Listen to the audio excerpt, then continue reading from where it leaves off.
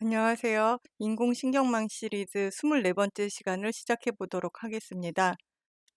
지난 시간까지 해가지고 인공신경망의 이해 단원을 전체를 진행을 해보았었는데요. 오늘은 그 총 정리를 해보고자 해요. 자, 인공신경망의 이해 파트에서는 우리 수업의 파트 1이라고 할 수 있겠는데 다음과 같은 내용들을 다루었어요. 우선은 제일 먼저 퍼셉트론, 신호 전달 체계를 배웠었죠. 단순한 퍼셉트론으로 AND나 OR 게이트를 표현을 했었고, 또 어떤 게이트는 층을 겹쳐야만 표현할 수 있었어요. 그런 걸 다층 퍼셉트론이라고 했었습니다. 이론상으로는 이 퍼셉트론으로 많은 것을 표현할 수 있다고 했었는데, 이 퍼셉트론에서 기반해서 신경망으로 발전시켜 나갔습니다. 신경망으로 차별화할 수 있었던 요소가 활성화 함수 부분이죠. 비선형을 껴넣는 부분이고, 특별히 출력청은 특별한 설계를 통해서 획이나 분류 문제를 해결할 수 있도록 했었어요. 요렇게 신경망을 만들고 나서 이미 학습된 가중치 값을 우리가 알고 있을 경우에는 여기 있는 숫자, 손글씨 숫자를 분류할 수 있었다. 그러니까 가중치 값만 잘 알고 있으면, 마치 퍼셉트론에서 가중치 값 알고 있으면은 여러 게이트를 만들 수 있듯이 분류 문제를 해결하는 모습을 살펴보았었습니다. 자, 그러면 우리는 이제 가중치를 구할 수 있게 되어야 하는데요. 이 가중치를 구하는 방법, 데이터들로부터 가중치를 구하는 방법이 학습이라 그랬었어요. 이 학습을 하기 위해서는 목표가 되는 값을 하나 만들어야 돼서 전체적인 데이터를 통과해서 나온 손실 함수를 정의를 했었었고, 이 손실 함수는 최소화가 되는 방향으로 개선해 나갈 거예요. 가중치를 매개 변수로 해서 개선해 나갑니다. 최소값을 찾는 거기 때문에 기울기를 이용을 할 거고, 그 가중치 갱신하는 방법을 경사하강법이라고 했었어요. 그리고 수많은 데이터를 한 번에 처리할 수 없기 때문에 조금씩 미니 배치를 해서 처리한다고 설명드렸었습니다. 자, 위에서 신경망 학습을 진행할 때 기울기를 구할 때 수치 미분 방식을 이용을 했었었는데, 이 방식으로는 연산이 너무 많아서 어 컴퓨팅 파워가 많아도 진행이 잘 안 됩니다. 그래서 해석적인 방법으로 미분을 수행하기 위해서 미분은 합성이 되니까 요런 성질을 이용을 해서 5차 역전파법이라는 방법이 고안되었고요. 우리는 여기서 그래프 형태로다가 설명을 들었었어요. 그래서 순전파할 때는 가중치를 곱하고 입력값에 편량을 더하는 그 연산을 수행해서 값을 전달하는 역할을 하고 활성화함수 통과시키고, 그다음에 역전파 때는 미분, 변동분을 기록하게끔 하는 방식으로 진행을 함으로써 미분을 빠르게 계산할 수 있는 방법을 배웠어요. 요 부분까지 반영돼서 신경망 학습을 하는 부분, 투 레이어 넷이라는 부분을 이용을 했었었는데, 요렇게까지 학습을 한 다음에 그러면 이제 관련 주제들을 살펴봤었었는데요. 지금 경사하강법으로 매개 변수를 갱신했었었는데 그 외에 다른 방법들도 살펴봤었었고, 가중치의 초기값이 중요합니다. 이 부분이 잘못 설정돼 있으면 학습이 잘 진행이 되지 않는데 어떻게 설정을 할 것인지, 그다음에 이 가중치 초기값 문제에서 조금 편안해질 수 있게끔 최근에 고안된 배치, 입력값을 배치 단위로 정규화하는 방법 또 살펴볼 거고요. 보았고요. 그다음에 과적합에 대한 대책과 하이퍼 파라미터들, 학습률부터 다양한 하이퍼 파라미터들이 있는데 어떤 식으로 인공신경망에서는 설정해 나가는지에 대해서 살펴보았습니다. 이 내용을 오늘은 판서 형태로 복습을 진행해 나갈 건데요. 우리가 정말 다양한 내용을 쭉 배워왔었거든요. 그래서 이렇게 한 번의 시간으로 또 연결해서 보게 되면 좋은 복습이 되지 않을까 싶습니다. 그럼 시작해 볼게요. 우선은 퍼셉트론부터 시작해 보려고 해요. 2장에서 퍼셉트론부터 배웠었죠. 퍼셉트론은 이렇게 입력값이 두 개가 있었을 때, 우리 처음 배웠을 때 출력값이 하나가 있고, 여기에 x1 첫 번째 입력값, 두 번째 입력값이 있고 y가 있고, 그다음에 가중치가 이렇게 있었어요. 가중치가 있어서 이 가중치와 신호, 입력된 신호를 곱해 가지고 이 y가 출력 신호를 추가적으로 내보낼 것이냐 아닐 것이냐를 결정한다고 했었었죠. 요거를 식으로 쓰게 되면 0 또는 1, 신호가 나가거나 안 나가거나인데요. 요 부분을 어떤 임계값을 넘을 수 있느냐 없느냐 해 가지고 편향이라는 개념을 넣었었고요. W2, X2 해 가지고 이 값이 0 보다 작으면 이 경우에는 신호를 안 보내고 어떤 임계값보다 크면 똑같은 식인데 0 보다 크면 신호를 통과하는 식으로 표현을 할 수가 있었어요. 자, 이걸 갖고 무엇을 할 수 있느냐? 우리가 여러 가지 AND 게이트나 OR 게이트를 만들어 볼 수가 있는데요. 일단 요 입력 값들은 0, 0을 갖거나 0과 2를 갖거든요. 0, 1을 갖거나 1, 0을 갖거나 1, 2를 갖거나 이런 식이 돼요. 그리고 정의에 의해서 AND 게이트는 둘 다 1일 때만 1이고 그 외의 경우는 0, 0, 0, 0을 갖는데요. 우리가 원하는 거는 요 퍼셉트론을 이용을 해서 요 모습을 표현을 해보고 싶고 그때에 적합한 이 W1, W2, B를 찾아보고자 합니다. 자, W1, W2, B를 찾아보고자 하는데요. 자, AND 게이트에 대해서 먼저 살펴볼 거예요. 그러면 요 값을 통과시키기 위해서 적절한 값은 여러 개가 있을 수 있는데 일단은 AND W1 첫 번째 가중치 0.5, 두 번째 가중치 0.5, B에 대해서는 마이너스 0.7로 해볼게요. 그러면 요거를 계산을 해보면 첫 번째 항은 여기가 마이너스 0.7, 그 다음에 전부 0이니까 그대로 마이너스 0.7이 되겠죠. 두 번째 항은 마이너스 0.2, 세 번째 항도 한쪽만 1이니까 마이너스 0.2, 마지막 항이 되어서야 0.3이 됩니다. 요 판별식에 의해서 요 부분만 1이 되겠죠. 그래서 요 가중치로다가 AND 게이트를 표현할 수가 있었어요. 동일한 요령으로 NAND 게이트, OR 게이트를 만들 수가 있는데요. 자, NAND 게이트는 AND 게이트의 반대 모양을 하고 있고요. OR 게이트는 0, 1, 1, 1 모양을 하고 있어요. 한쪽만 1이면 1이 돼요. 이것에 해당하는 가중치를 찾아볼까요? NAND 게이트는 AND 게이트를 뒤집어 주면 되고요.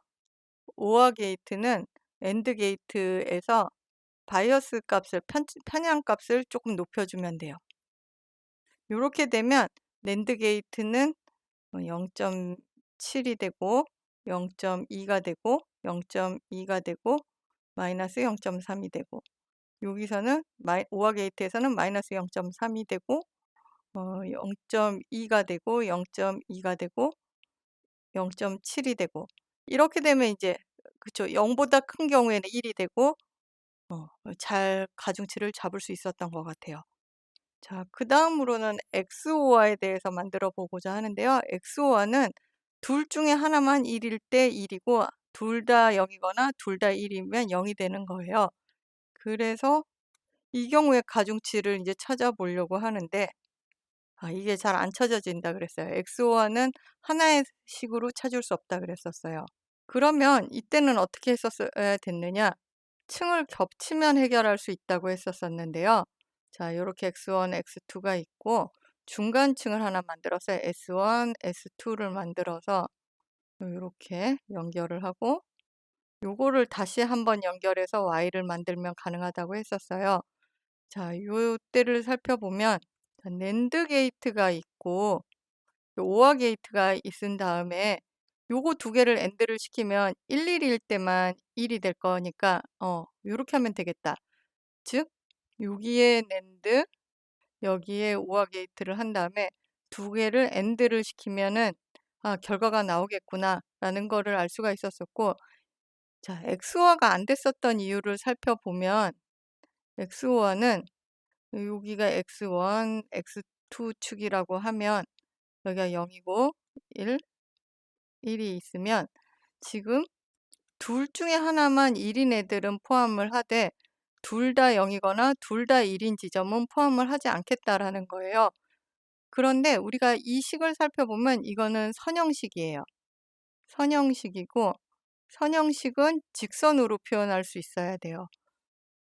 이 그림을 직선으로 이 O와 X를 나누고자 한다면 나눌 방법이 마땅치가 않습니다. 할 수 없이 요런 식으로다가 만약 이걸 나눠야 되면 이런 곡선 형태가 되거나 할 거라서 이런 경우를 우리가 비선형이라고 표현을 했었어요. 하나의 직선으로는 구분이 안 되는 거죠. 다시 말해서 비선형은 하나의 퍼셉트론으로 구현이 불가하고요. 단 층을 겹치면 표현이 가능해요. 이 말은 딥러닝으로 발전 가능하다는 얘기죠. 이어서 퍼셉트론을 신경망으로 발전시켜 볼 건데요. 자, 신경망의 구성 요소를 살펴볼 거예요. 신경망도 다음처럼 층을 겹쳐서 표현이 가능한데요. 자, 요렇게 예를 들면 앞서의 그림과 동일한 요령으로 본다면 이런 식으로 연결할 수가 있는 거죠. 모든 입력층은 다음 출력층으로의 연결을 가지고 있어요. 자, 여기서 맨 앞층을 입력층이라고 하고 가장 뒷층을 출력층이라고 합니다. 그리고 가운데 있는 층은 은닉층이라고 해요. 이 은닉층은 한 층이 아니라 여러 층을 겹칠 수가 있어요. 요 하나하나가 앞선 퍼셉트론에서 특정 값들을 가지고 있었었는데요. 그리고 여기 가중치들이 요런 식으로 있었었죠. 가중치들이 있었었는데 요 부분을 뉴런을 활성화 함수라는 개념을 나누어서 살펴보게 됩니다. 요 친구를 클로즈업을 해서 그 안을 나누어 볼 거예요. 하나는 신호 전달 부분을 계산하는 부분이고 신호 전달이라는 것은 신호 전달을 계산하는 역할을 가질 거고 신호 전달은 가중치 곱하기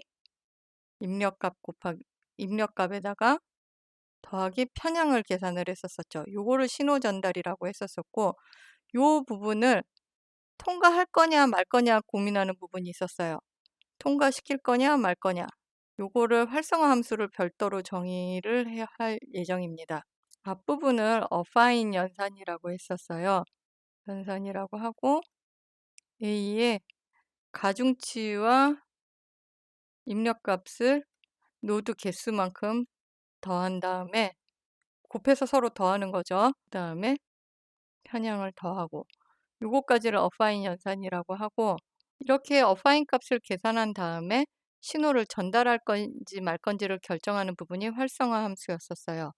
우리 지금까지 해온 활성화 함수 부분의 정의에 따르면 활성화 함수 h가 x가 어떤 값이 있으면 이것도 0 아니면 1의 값을 가졌었는데 if x가 0보다 작으면 0이었던 거고 x가 0보다 크면 1이었었고 이런 식으로 지금 정의를 했었어요.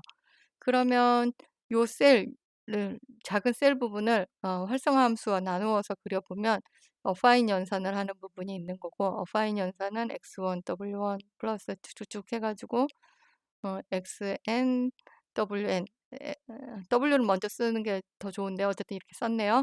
요거 플러스 b가 있는 거고 자 여기 이 신호 전달된 affine 연산의 값을 활성화 함수를 통과시킨 것이 y값이 된다. 이렇게 설명할 수가 있겠습니다. 자, 그러면 활성화 함수의 종류를 좀 살펴볼까요? 우선 지금까지 배운 활성화 함수가 계단 함수라고 해서 스텝 함수라고 하는데요. 그래프로 그려보면 이렇게 돼요. 0보다 작은 때는 0인 거고 0보다 커지는 순간 1이 되는 이런 그림이죠. 방금 정의했던 것처럼 hx는 0 또는 1인데 x가 0보다 적으면 0, x가 0보다 크면 1을 갚는 함수였었어요.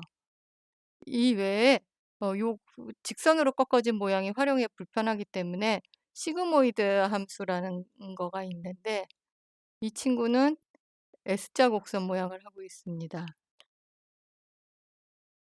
커질수록 1에 수렴하고 작아질수록 0에 수렴을 하는 거고요. 0일 때 0.5를 갖는 S자 모양의 곡선인데 이 함수는 지수를 이용해서 정의가 되고 있어요. 1 더하기 2의 마이너스 x 이렇게 정의를 하고 있습니다. 시그모이드 함수 외에 이미지에서 성능을 나타내고 있는 렐루 함수라는 게 있는데요. 이 함수는 이렇게 돼 있으면 0보다 작을 때는 0이다가 0보다 커지면 자기 자신 입력값이 나가는 이렇게 생긴 함수예요. 그래서 이 함수는 표현해 보자면 스텝 함수하고 표현이 비슷하다면 비슷한데 0, x가 0보다 작으면 0인 거고 대신에 x, 여기가 달라지는 거죠. x가 0보다 클 경우에는 자기 자신이 나가는 이런 식의 렐로 함수를 가지고 있습니다. 자, 활성화 함수에서는 비선형 부분이 꼭 반영돼야 되는데요. 우리가 앞으로 층을 겹쳐 나가더라도 이 선형으로만 구성돼 있으면 다시 하나의 층으로 해결할 수 있는 현상이 있다 그랬어요. 그래서 그런 현상, 층이 깊은 것을 의미 있게 하려면 활성화 함수는 비선형으로 구성되어야 된다라고 했었죠.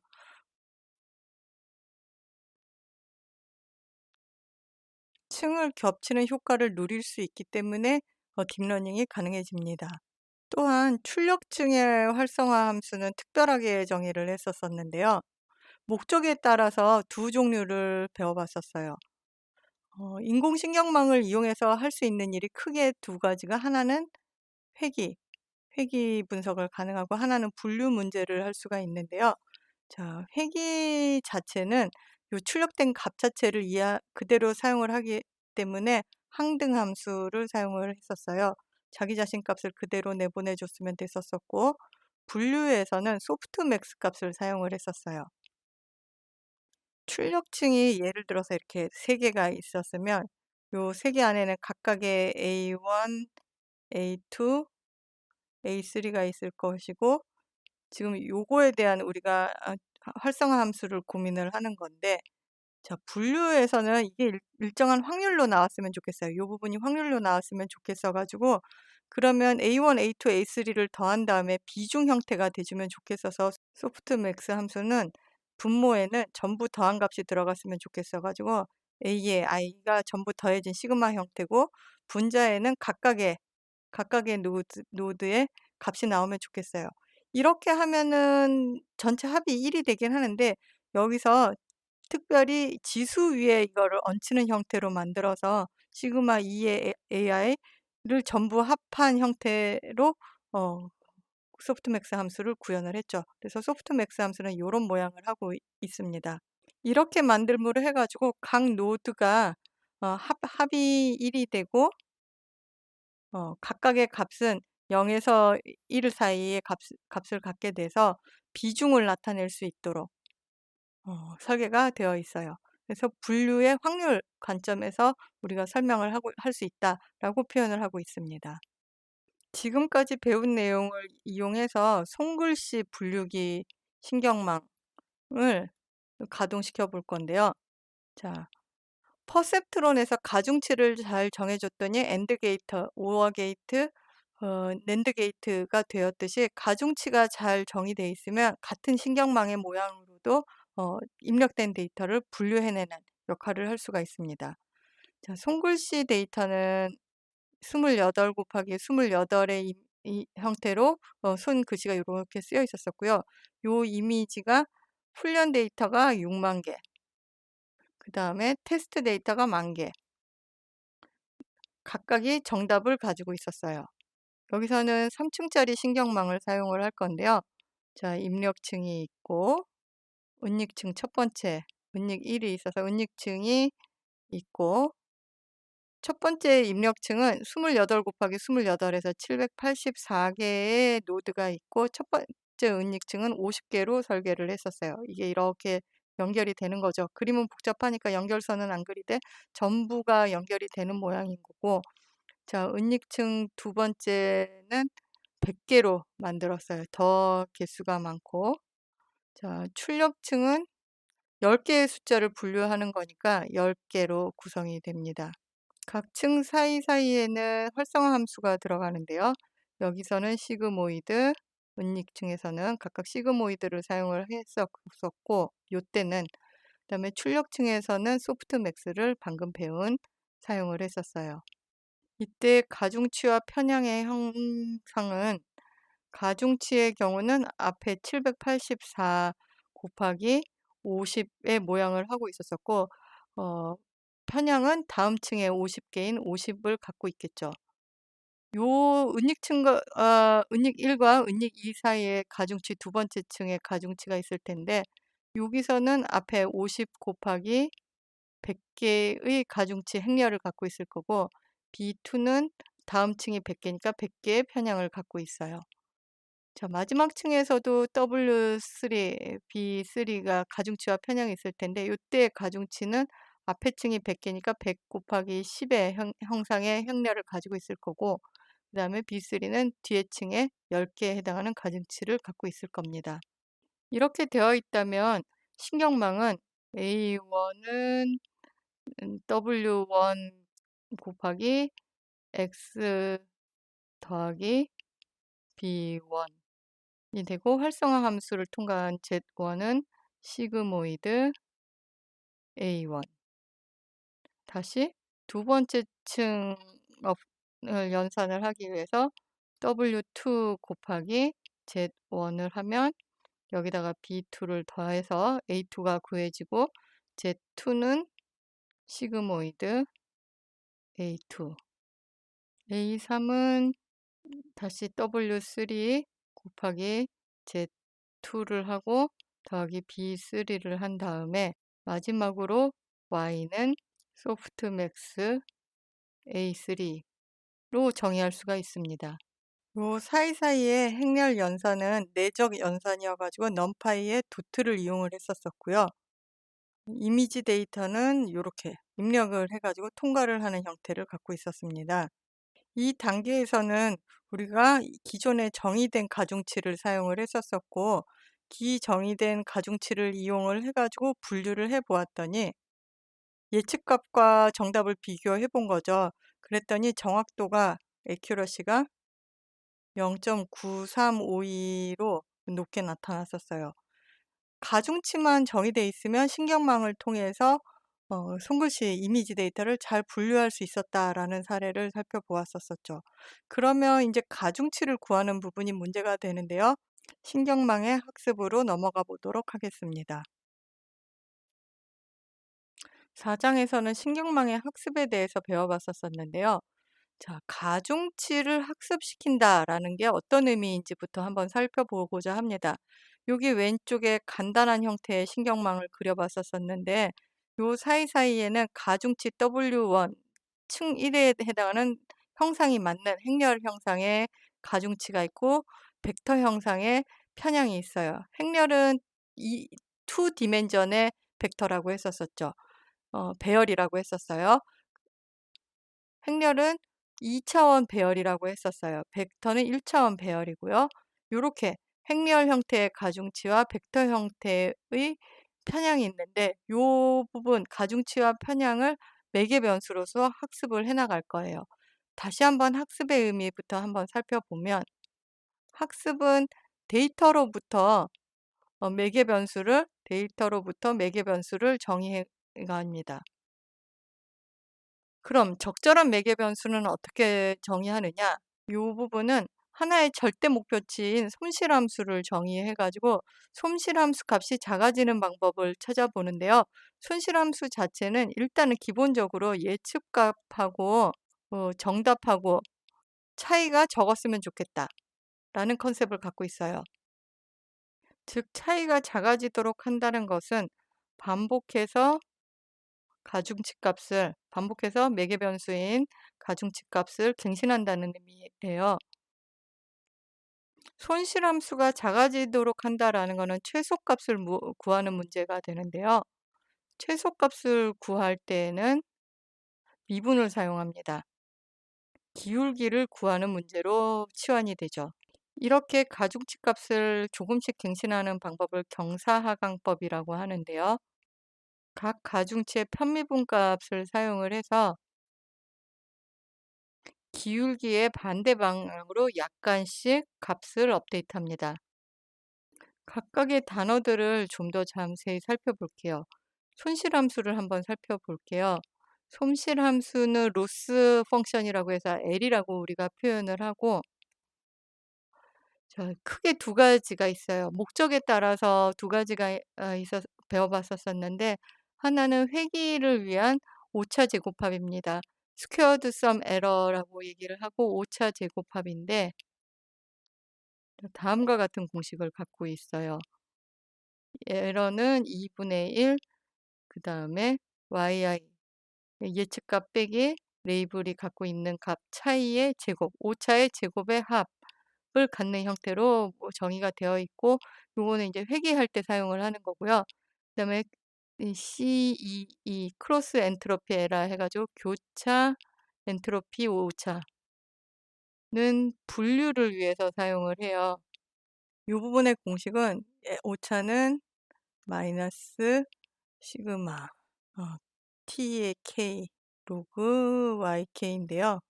이때 t 위에서도 마찬가지인데 원하드 인코딩으로 되어 있다고 생각을 하고, 그러면 정답 레이블에 결국은 y 예측값 한 값에 로그 마이너스 로그를 씌운 값이다라고 이해를 할 수 있었었고, 자 로그 값은 로그 값에 마이너스를 씌우면 요런 모양새로 하고 있어서 1에서 0이 되고, 그 이후 0으로 작아질수록 마이너스 무한대로 작은 값을 갖게끔, 그래서 작은 값을 가질수록 작아 0에 가까울수록 작아지는 모양을 할 수 있게끔 손실함수가 작아진 모양을 하고 있어요. 오차가 적을수록 작은 값을 갖는다. 이렇게 돼서 우리가 필요한 거는 요 손실함수에 대해서 변수 가중치에 대한 미분값들이 필요하게 됩니다. 그래서 미분값을 구할 건데요. 우선 우리가 구할 가중치들은 복수계가 있기 때문에 변수의 값이 여러 개가 있어요. 여러 변수가 있을 때는 각각의 변수별로 미분을 하는데 이를 편미분이라고 합니다. 자, 요 각 가중치와 편향들은 미분을 했을 때 각각의 형상을 가지고 있어야 되기 때문에 같은 형상 형태로 편미분의 값들을 갖고 있는 것을 기울기라고 표현을 해요. 미분을 하는 방법으로 두 가지 방식을 사용을 했었었는데, 첫 번째로는 수치 미분을 사용을 했었어요. 수치 미분은 아주 작은 값의 변화에 대한 기울기를 구하는 거였었는데요. 요 함수가 아주 작은 값의 변화와 나 자신의 값의 차분에 대해서 구하는 거였었죠. 그래서 프로그램도 아주 작은 값만큼씩을 변동시켜 가면서 기울기를 구하면 수치 미분을 간단하게 구할 수가 있는데, 간단하지만 느리다라는, 연산이 너무 많아서 느리다라는 단점이 있었습니다. 한편 해석적인 방법이 있는데요. 신경망의 학습에서는 오차 역전파라는 기법을 이용을 해요. 이렇게 하면 복잡해서 오류가 날 수도 있지만 수행 속도는 빠르게 됩니다. 각각 이 친구는 간단하게 구현이 되기 때문에 오답이 나오기 힘들어서 검증용으로, 실제로 해석적 미분 오차 역전법은 학습 수행 시 사용을 하게 되죠. 자, 요렇게 미분 사용 방법에 대해서 배워봤고요. 가중치를 갱신하는 경사하강법에 대해서도 살펴볼게요. 가중치의 갱신은 이전 가중치에다가 손실함수에 대해서 가중치로 미분한 값을 어떻게 해줄 거냐, 더해줄 거냐, 뺄 거냐인데요. 양의 방향의 기울기가 나왔다면, 이렇게 양의 방향의 기울기가 나왔다면 곡선에서 우리는 이쪽에 최소값이 있는 걸 알죠. 그래서 음수 방향으로 가야 되죠. 그래서 부호는 마이너스가 붙고, 자, 기울기만큼 그대로 이동하는 게 아니라 어떤 보폭을 정해줘야 되는데, 그 보폭을 학습률이라고 해요. 그래서 학습률만큼을 이동을 합니다. 이 부분은 손실함수에 대한 기울기, 가중치, 미분, 기울기. 구체적으로 학습하는 방법에 대해서는 다음 단원 오차 역전파에서 투레이어 넷으로 설명을 해볼게요. 왜냐하면 미분 부분을 제외하고는 학습하는 방법 자체는 같아요. 그 다음에 다음 페이지로 넘어가기 전에 정확하게는 우리가 배운 내용은 확률적 경사하강법이었어요. 이 확률적이라는 단어는 왜 붙냐면은 전체 데이터로다가 미분을 하게 되면 데이터량이 아까 6만 뭐 이런 개수 또는 4만 이런 단위의 개수의 데이터를 통과시키면 방대해서 진행을 할 수 없기 때문에 일정 개수만큼의 데이터를 뽑아냅니다. 이 부분을 미니 배치라고 얘기를 해요. 미니 배치라는 부분을 무작위로 뽑아내기 때문에 확률이라는 개념이 들어가서 스토캐스틱, SGD라고 하는데 확률적 경사하강법이라고 합니다. 매 수행마다 일부 데이터를 발췌합니다. 이렇게 학습과 관련된 개념들을 배워봤으니 실제 투레이어 넷을 이용을 해서 학습하는 내용을 살펴볼게요. 수업에서는 투레이어 넷 신경망을 실제로 코딩으로 구현해 봤었죠. 두 가지 버전으로 했었었는데 수치 미분 버전과 5차 역전파 버전으로 했었었고 5차 역전파 버전으로 설명을 드려 볼게요. 이름이 투레이어여 가지고 입력층, 은닉층, 출력층의 출력층, 0층, 1층, 2층의 2층 레이어고요. 자, 이미지가 들어가는 부분이니까 여기서 784개의 입력 노드 값이 있고 은닉층은 50개로 했었어요. 출력층은 10개의 숫자로 분류하는 거니까 10개로 분류를 했었습니다. 이렇게 될 경우 이제 가중치의 값들은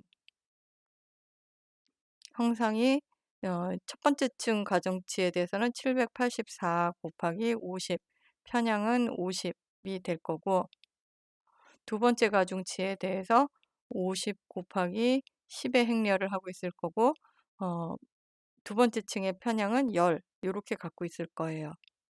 지금 요 사이에 있는 뉴런은 각각 전체가 연결되기 때문에 굉장히 복잡하게 밀집된 형태로 연결이 돼 있을 텐데 선은 지금 생략해서 그리도록 하고 각각의 층을 통과할 때마다 활성화 함수가 붙게 됩니다.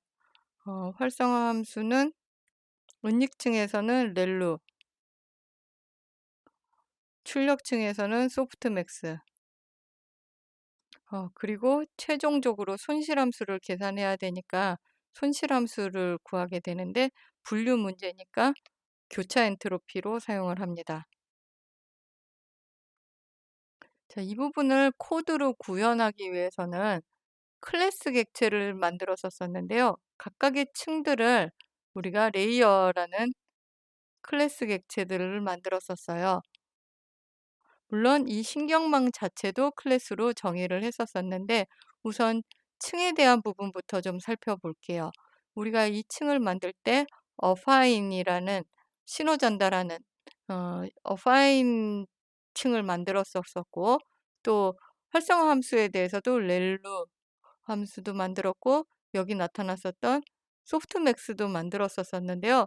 소프트맥스의 경우는 활성화층을 요 마지막에 손실함수랑 묶어서 만들었었어요.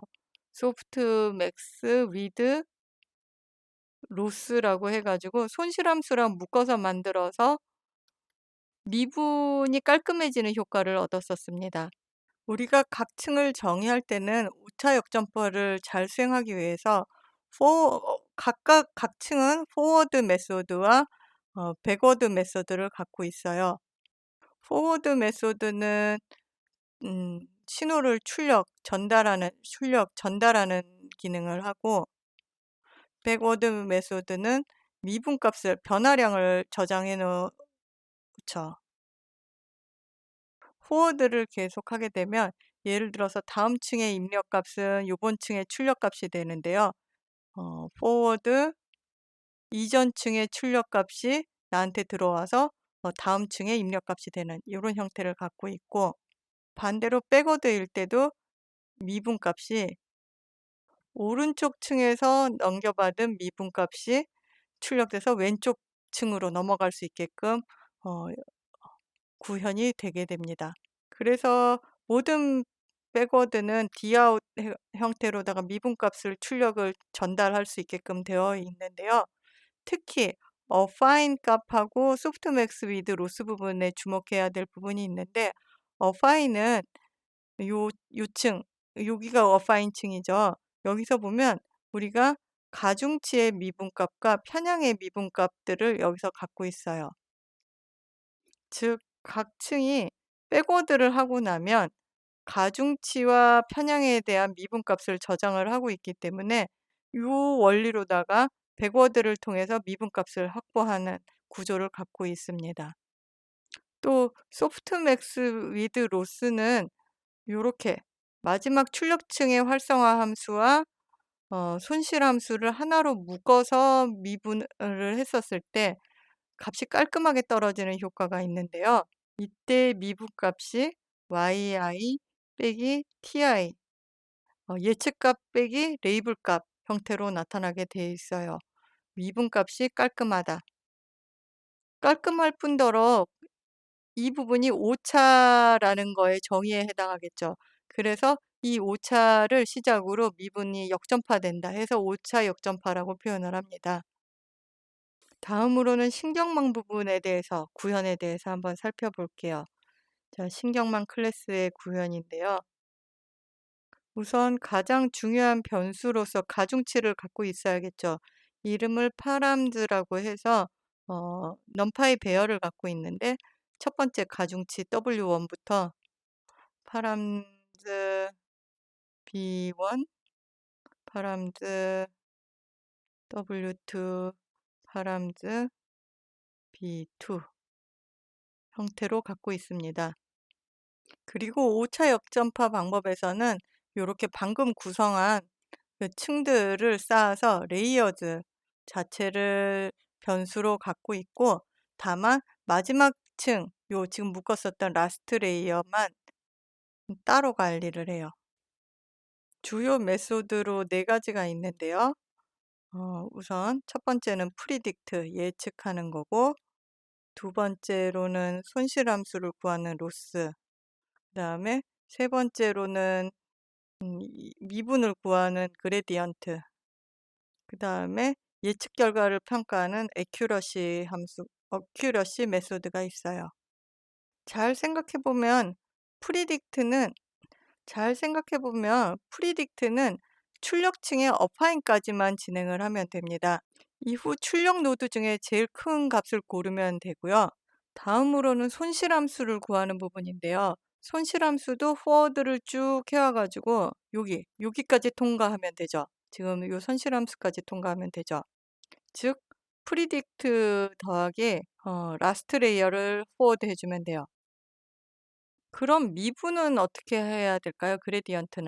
그레디언트는 한번 쭉 포워드까지 했다가 여기까지 갔다가 돌아오는 거죠. 이렇게 백워드까지 하게 되면 되기 때문에 이 부분을 표현을 해보자면 로스까지 진행을 한 다음에 레이어를 거꾸로 백워드를 해주면 됩니다. 이 부분을 진행을 하면 요 DWDB 순서상으로는 뒤에서부터겠죠. 가 값이 설정이 되게 됩니다. 마지막으로 어큐러시 메소드는 프리딕트까지 연산을 하되 프리딕트까지 한 값을 아까 어그맥스를 이용을 해가지고 정답을 찾아내고 그걸 이제 예측값이라고 하고 예측값과 정답값을 채점을 해서 그러니까 채점 대조를 해서 정답 개수를 세는 거죠. 자, 이렇게 층과 신경망을 구현을 해서 이제 진짜 학습 4단계를 살펴볼게요. 첫 번째 단계는 미니 배치를 하는 건데요. 정해진 배치 사이즈로다가 배치 크기만큼을 훈련 데이터에서 무작위로 선정을 합니다. 두 번째 단계로는 기울기 구할 거예요. 기울기 구하기 하려면 그레디언트를 한번 쭉 실행을 하면 되겠죠. 데이터를 넣고 쭉 한번 손실함수까지 갔다가 돌아오면서 미분값들이 설정이 돼 있어요. 3단계는 이렇게 기울기를 구한 다음에는 파라미터들을 갱신할 건데요. 가중치 값을 새롭게 갱신하는 거는 기존 가중치에다가 학습률 곱하기 미분함, 손실함수를 가중치로 미분한 값만큼을 학습률만큼 빼주는 식으로 갱신을 합니다. 이 부분을 확률 미니 배치가 있기 때문에 확률적, 그 다음에 갱신하기 때문에 기울기를 보고 경사를 구해서 하강한다. 그래서 경사하강법이라고 이름을 붙였었죠. 정해진 횟수만큼 1에서 3단계를 반복합니다. 이 과정을 통해서 학습이 진행되는 건데요. 학습 과정을 또 살펴보기 위해서 중간중간 단계에 기록을 남길 거예요. 그래서 우선은 훈련 데이터의 손실함수가 어떻게 줄어드는지를 매 미니 배치마다 남기고, 그 다음에 정확도는 매번 돌리면 이거 자체도 또 비용이 드는 함수이기 때문에 에포크 단위마다 에포크는 전체 데이터를 한 바퀴 도는 정도의 반복 횟수라 그랬었는데 전체 훈련 데이터 수를 미니 배치로 나누는 게 에포크의 반복 수라 그랬었어요. 그래서 매 에포크마다 정확도 검사를 할 건데요. 이때는 트레인 데이터로도 어큐러시를 한번 보고 검증 데이터로도 어큐러시를 봐서 어 과적 합이 일어나고 있지는 않는지 살펴보고요. 요 데이터들을 이용해서 학습 진도를 시각화합니다. 그림을 그려보게 되면 정확도는 이렇게 올라가는 모습으로 그려질 거고 훈련 데이터가 있고 검증 데이터가 있어서 요 간격이 좁게 나타나야 좋은 거라고 했었었고요.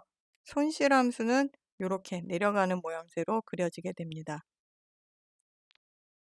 자, 이렇게 해서 정말 밑바닥부터 신경망을 구성하고 학습하는 것까지 하나하나 살펴보았는데요. 다음으로는 학습과 관련된 주제들에 대해서 살펴보도록 하죠. 6장에서는 다양한 학습 관련 주제들에 대해서 살펴볼 거예요.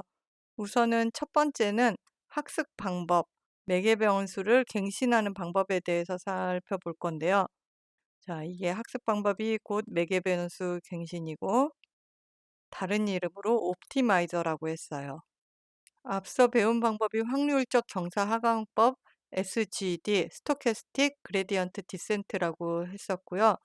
이 부분은 W 가중치가 기존 가중치에다가 미분값을 반대 방향으로 뺄셈을 해주는데 학습률만큼을 곱해서 진행을 한다고 했었어요. 그런데 이런 방법은 우리 수업 시간에는 그림을 그려서 살펴보았었는데 각각의 가중치의 크기가 다를 경우에는 잘 수렴하지 않는 현상을 볼 수가 있습니다. 그래서 개선되는 여러 가지 방법들을 살펴보았었는데 그중에 하나가 모멘텀 방식이었었어요. 모멘텀 방식은 지금 이동하고 있는 방향에 대한 힘을 가속도 방향을 그대로 반영하는 방식입니다. 기존 이동 운동량을 벨로시티라고 하는데 요 V라는 것을 관리를 하는 건데요.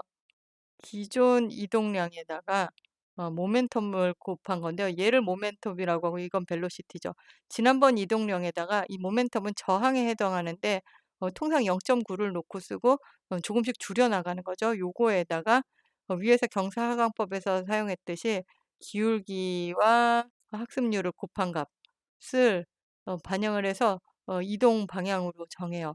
그러면 가중치는 기존 가중치에다가 요 벨로시티를 더하는 형태로 구하게 됩니다. 이러면 이제 기존 운동 방향을 반영을 하게 되기 때문에 자꾸 반대 방향으로 움직이게 되면 그것을 상쇄하고 같은 방향으로 움직일 때는 가속도가 붙는 형태로 어 학습을 진행을 하게 됩니다. 그래서 효과적으로 단축시킬 수 있는 방법이 되겠고요. 또 다른 부분은 학습률 부분인데 학습률을 효과적으로 사용하는 방법을 고민을 해보게 됩니다. 처음 학습할 때는 이동 폭이 클 것으로 예상이 되고 어느 정도 가까워지면 작은 보폭으로 움직이게 될 거다 해서 이런 방법을 적응적인 방법이라고 하는데 그래서 에이다 그레디언트, 어댑티브 그레디언트라고 하는데요. 점진적으로 학습률을 작게 하는 효과가 있어요.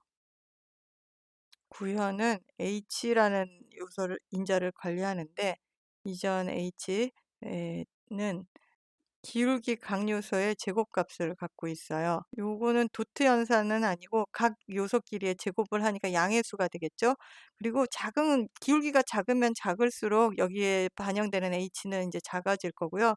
W는 기존 W에다가 학습률과 미분값 사이에 방금 위에서 계산한 h를 루트를 씌워서 역수로 갖고 있어요.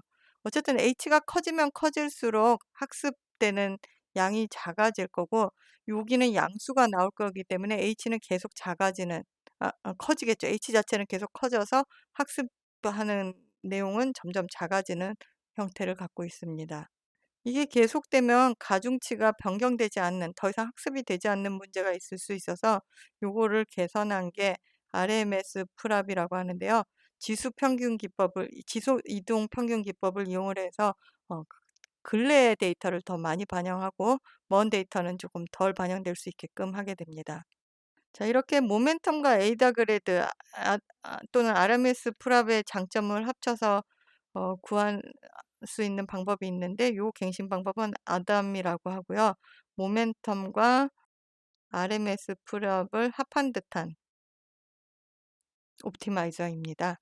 각 옵티마이저의 성능은 어 정해진 답이 있는 거는 아니고 모형에 따라서 달라지게 되는데, 대체적으로는 확률적 경사하강법보다 모멘텀, 에이다 그레드, 에담이 좋은 성능을 나타내기 때문에 번갈아 가면서 사용하면서 찾아보면 되겠습니다. 다음으로는 가중치의 초기값에 대해서 살펴보겠습니다.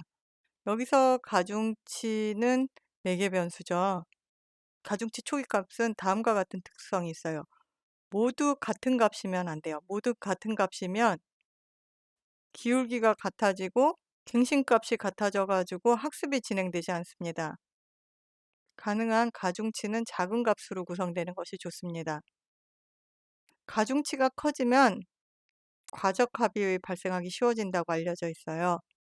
즉, 적절한 편차를 갖는 가중치 초기값을 찾아야 돼요. 이는 활성화 함수와 밀접한 관계가 있는데요. 시그모이드 함수의 경우에는 캐비어 값이라는 초기값이 알려져 있습니다.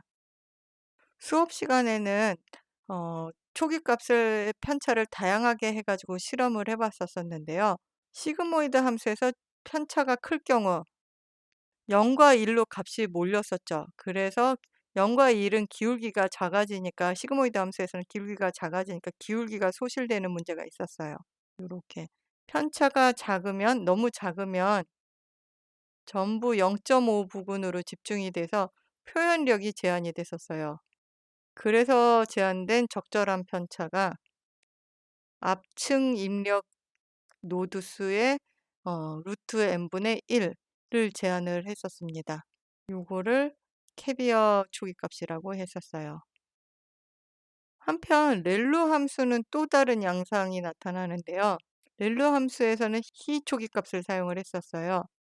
렐로 함수에서는 편차가 작으면 0이 돼 버리는 게 많죠. 일단 음수면은 음수가 다 0이 돼 버리고 자기 자신 값이 반환되기 때문에 그 값도 작아요. 그래서 기울기가 소실되는 문제가 발생을 하고요. 그렇다고 편차를 크게 하면 출력값이 커져서 가중치가 커지는 문제가 발생을 해요. 요거는 바람직하지 않다고 했었어요. 이 친구도 적절한 크기가 루트 n분의 2가 돼서 요 값을 히 초기값이라고 하고, 렐로 함수의 경우는 절반을 못 쓰니까, 절반이 음수가 되니까 왠지 그 편차를 2배 정도 넓혀준다, 요 경우에 적절할 수 있겠다라는 거를 직관적으로는 이해할 수가 있겠습니다. 이렇게 가중치 정하는 게 어려워서 새롭게 도입된 방법 중에 하나가 배치 정규화라는 게 있는데요. 입력값이 잘 펼쳐지는 게 그렇게 중요하면 입력 미니 배치를 적당히 퍼뜨리면 되잖아 해서 입력 미니 배치 값을 정규화해 버리는 거예요. 이렇게 함으로써 초기값 설정에 부담을 더는 건데요. 평균과 편차를 입력 미니 배치에 정규화한 다음에 xi 햇이 이제 표준화된 값을, 자, 이거를 스케일도 조정을 해주고 베타로다가 이동도 시켜줘요. 이걸 시프트, 감마를 스케일, 베타를 시프트라고 해가지고 더 좋을 수 있는 스케일 사이즈도 정해주고, 그러니까 어느 정도 퍼뜨릴 거냐를 정해주고, 그다음에 베타는 중앙 위치도 변경해주는 거죠. 요 스케일과 시프트 자체도 학습이 가능해서 요 기법을 도입했더니 초기 값의 영향을 덜 받으면서도 이걸 하나의 층으로 넣어 놓는 거죠. 학습 결과가 좋아지더라라는 것이 알려져 있습니다.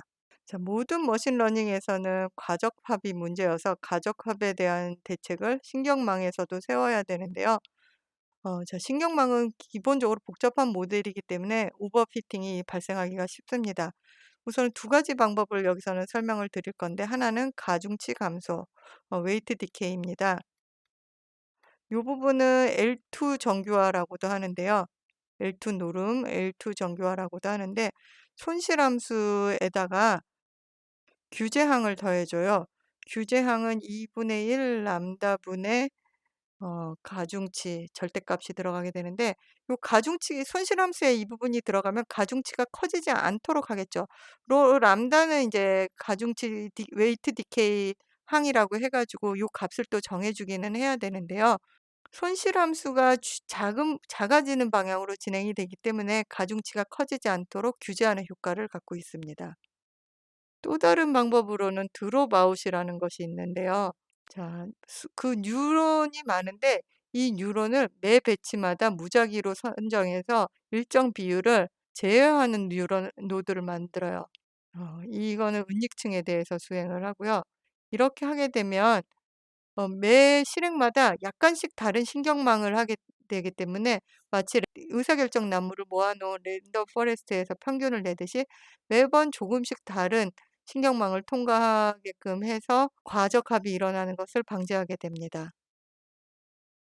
자, 6 장의 마지막으로는 다양한 하이퍼 파라미터를 설정하는 방법에 대해서 알아봤는데요. 하이퍼 파라미터는 사람이 지정해 주는 파라미터들이죠. 예를 들면 지금 위에서 봤었던 가중치 디케이의 요 람다 같은 것도 있을 수 있겠고, 그다음에 초기값은 희초기값이나 렐루 초기값으로 해 주면 되지만 그 외에도 학습률, 갱신을 할 때 학습률, 그다음에 모멘텀에서의 저항, 모멘텀에서의 모멘텀 값, 저항 값 등을 설정해 줄 필요가 있는데요. 초기 값이 적절해야 학습이 정확히 수렴이 되고 크거나 작으면 발산되거나 학습이 진행되지 않거나 하는 문제가 있어요. 인공신경망의 경우는 한 번 학습할 때마다 연산량이 많아서 컴퓨팅 파워를 많이 사용하기 때문에 이전 사이킨런에서처럼 그리드 서치 방식으로 하는 거는 좀 적절치가 않고 넓은 탐색 공간에서 임의의 값을 랜덤하게 뽑아서 실험을 해본 다음에 적절하게 범위를 줄여가는 방법을 선택하게 됩니다. 자, 이런 방법을 선택을 하기 때문에 또 하나의 시행착오 과정이 들어가기 때문에 검증 데이터셋을 하나 별도로 마련해 둡니다. 3번씩 체계가 되는 거고요. 자, 검증 데이터셋은 밸리데이션 데이터라고 하고 기존의 시험 데이터는 마지막 한 번만 쓰는 테스트 데이터로 별도로 가지고 가게 됩니다. 훈련 데이터까지 하게 되면 3벌 체계가 되는 거죠. 자, 단계별로 살펴볼까요? 네, 1단계에서는 우선 찾고자 하는 하이퍼 파라미터를 정의하고 그 범위를 지정을 하게 됩니다. 이때 범위를 지정을 하게 될 때는 로그 스케일로 지정을 하는데요. 10에 여기 n승 요거를 몇 수로 할 거냐, 음수가 될 수도 있고요. 여기를 랜덤으로 값을 받아 가지고 굉장히 큰 범위를 탐색을 할 수 있도록 설정을 합니다. 두 번째 단계에서는 요렇게 지정된 범위 안에서 무작위로 하이퍼 파라미터를 선정을 하고 스텝 3에서는 각 하이퍼 파라미터마다 학습을 진행을 합니다. 이때 학습을 진행을 할 때는 반복 횟수를 최소화해 가지고 연산량이 많아지지 않도록 주의를 하고 자, 정해진 횟수만큼 스텝 2와 3를 반복을 해요. 이렇게 하고 나면 학습 결과가 있을 거잖아요.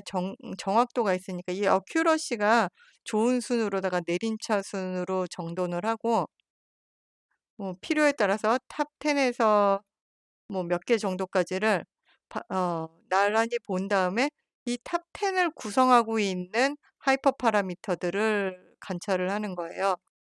어떤 하이퍼 파라미터일 때 좋은 성과를 내는지를 거꾸로 봐서 그러면 이거는 이제 처음에 지정했었던 스텝 1 에서 지정했었던 범위보다는 좁혀져 있을 테니까 요 좁아진 범위로 서너 번 이 단계를 반복을 하면 어떤 적절한 하이퍼 파라미터를 찾을 수 있을 것이고 범위가 좁혀지면 그다음엔 에이얏 해 가지고 하나의 값을 골라내는 식으로 하이퍼 파라미터를 설정을 합니다. 자, 이렇게 하이퍼 파라미터를 설정하는 방법까지 인공신경망과 관련된 구성 요소들에 대해서 밑바닥부터 하나씩 살펴보았는데요. 우리가 다음 시간부터는 케라스를 이용한 인공신경망 학습해 가지고 파트 2를 진행을 할 거예요. 지금까지 배운 내용을 한 번에 인공신경망 라이브러리로 표현할 수 있는 거를 살펴볼 거고, 나아가서 합성고비라든지 순환 신경망이라는 또 새로운 신경망의 형태도 배워보도록 하겠습니다. 그럼 또 다음 시간에 뵐게요. 여러분 수고하셨습니다.